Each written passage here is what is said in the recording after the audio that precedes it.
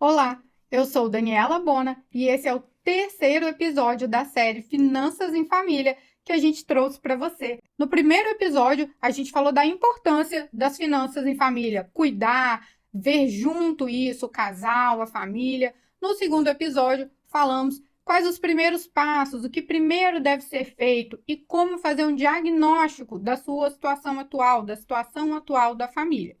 E agora nós vamos falar como fazer o nosso planejamento, afinal, traçar o nosso plano de voo, porque a gente precisa saber para onde a gente quer ir, senão a gente não chega a lugar nenhum. E aí a gente vai falar agora como que a gente vai se organizar ali todo mês, como que a família vai fazer para alcançar os seus sonhos, os sonhos que dependem do dinheiro, afinal.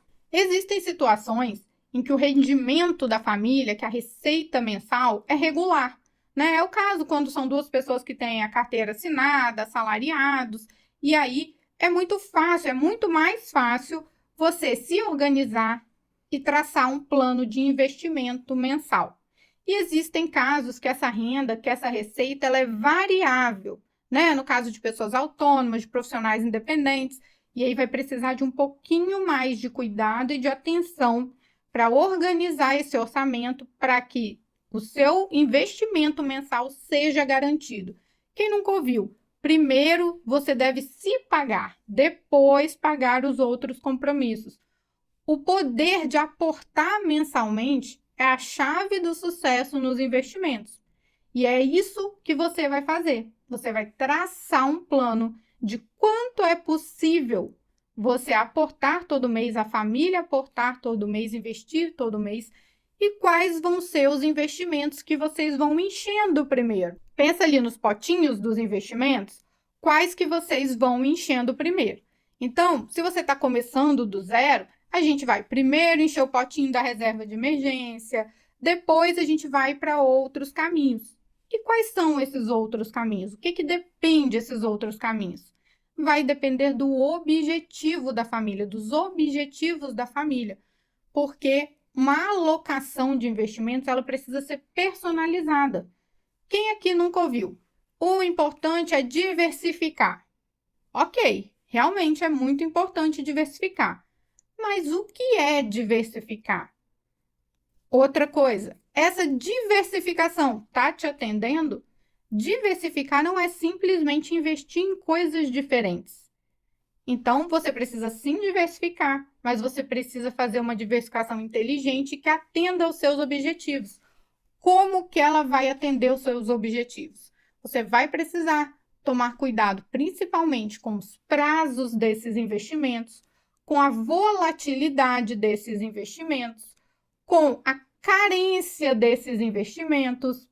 Quantas pessoas investem e, ao final de um tempo, querem usar aquele dinheiro e descobrem que tinha uma taxa para sacar com aquele tempo? Isso não pode acontecer. Quando a gente faz um planejamento, a gente tem que colocar, a gente tem que prever isso tudo. Por isso que o primeiro passo de um planejamento é a família ver quais são os próximos gastos que ela deseja fazer. Lembra dos potinhos? A gente vai encher o potinho da reserva de emergência e depois a gente vai para quais são os próximos gastos. Né? A gente geralmente vai fazer uma viagem, pagar uma faculdade, guardar para um estudo do filho. Quais vão ser os gastos que a família deseja fazer? Qual que é a magnitude desses gastos? Você precisa saber de quanto você está falando em cada item desse. Qual o prazo que você tem para juntar para cada item desse? Isso tudo precisa estar definido. E a família, o casal, precisa definir isso juntos. Porque duas pessoas fazendo isso vão chegar no objetivo muito mais rápido. E aí, eu espero que ao final desse vídeo vocês sentem e façam realmente, listem ali quais são esses objetivos, os valores e os prazos. Porque a gente só consegue fazer algo que a gente se propõe a fazer, que a gente já tem um destino. Aí a gente chega naquele destino. Então, por exemplo, muitas pessoas têm sonhos que dependem de dinheiro. E elas não entendem, elas não fazem o caminho de como chegar na realização daquele sonho. Se você tem um sonho que precisa de dinheiro, você precisa transformá-lo em um objetivo financeiro. Vamos dar um exemplo? Vocês têm o sonho de uma faculdade de medicina para o filho. E o que vocês precisam fazer? Como isso se transporta, se reverte num objetivo financeiro? Vocês vão precisar ver qual que vai ser o valor a ser gasto nessa faculdade de medicina. Tem que ir lá colocar no papel. Quanto tempo vocês têm para fazer esses investimentos e para acumular esse valor? Então, tempo, o valor, e aí sim, traçar um plano em como juntar aquele valor. Se você tem um prazo muito grande, o leque de investimentos é muito maior, porque você aceita prazos maiores, você aceita uma volatilidade maior dentro dos investimentos, já é permitido, né? De repente você pensar em uma renda variável, porque você tem um tempo muito maior. Você consegue, com um tempo muito longo, fazer aportes não tão grandes assim, mas com tempo dilatado ter um ótimo resultado.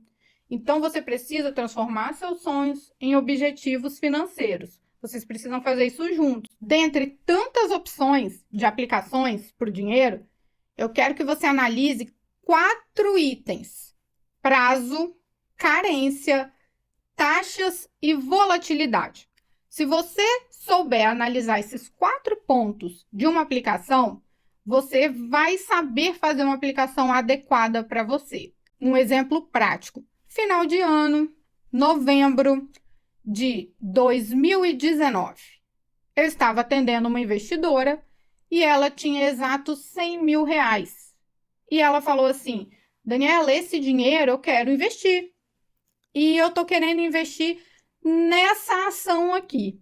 Ela já veio com o nome de uma ação específica. Isso era novembro de 2019. E a ação estava vindo muito bem. E aí eu falei com ela assim: você tem prazo para utilizar esse recurso? Ela falou: tenho sim. Abril de 2020. Eu não estava prevendo o futuro. Não tinha como saber nada, mas eu falei com ela: você vai colocar esse dinheiro numa renda fixa. Não faz sentido você botar numa ação. Olha só, eu só peguei o prazo, a gente já sabia que o prazo dela era de novembro a abril, um prazo curtíssimo, então ele não aceita volatilidade. E aí, meio a contragosto, ela seguiu uma sugestão. E aí a gente sabe o que aconteceu, né? Em fevereiro, março, abril de 2020. Foi quando estourou a pandemia e a bolsa, que é o índice Bovespa B3, foi lá embaixo. E depois do ocorrido, ela veio me falar: nossa, se eu tivesse colocado naquela ação, eu ia ter 1/3 do valor, menos de 1/3 do valor. Então, é mágica? É descobrir o futuro? Não, é adequar o investimento ao seu objetivo. Eu sei que a gente fica tentado a tentar ganhar um pouquinho mais com aquele dinheirinho que a gente tem para investir, mesmo que seja um prazo um pouco curto, mas a gente fica tentado: queria ganhar ali um pouquinho mais.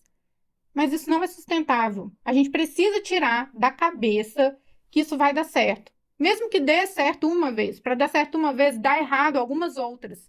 E aí, quando a gente está falando de investimento em família, a gente está falando de finanças em família, a gente precisa pensar que a gente tem que ser responsável, a gente tem que ter um objetivo. É um dinheiro ali da família. Então, olhando esses 4 itens, sabendo lidar com esses 4 itens, você já vai fugir aí de muito problema que você poderia ter. O caso de carência: é comum alguns títulos de renda fixa terem carência para tirar, alguns fundos terem taxas, além da taxa de administração, se você tirar antes de um prazo. Então, tudo isso são coisas que vão comendo o seu rendimento.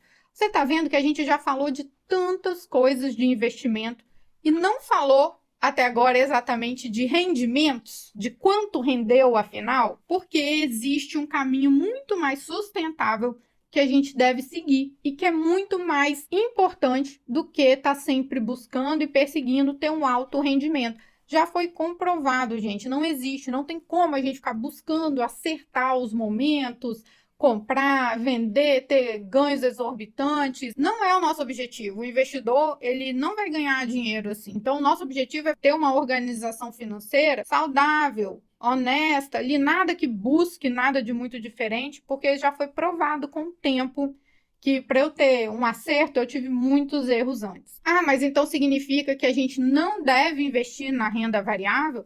Claro que não. Se você tiver um objetivo financeiro de prazo longo, se a gente falou de renda variável, a gente falou de prazo longo. Não tem como você colocar uma renda variável em um objetivo seu que é de curto prazo, nem médio prazo, dependendo. Então, é por isso que a gente negligencia a parte principal, que é fazer a estrutura ali dos prazos e valores que a gente precisa para o nosso planejamento de investimentos. E para quem quer começar, não, eu tenho aqui objetivos de longo prazo, já tenho uma reserva de emergência, eu quero investir algo em renda variável.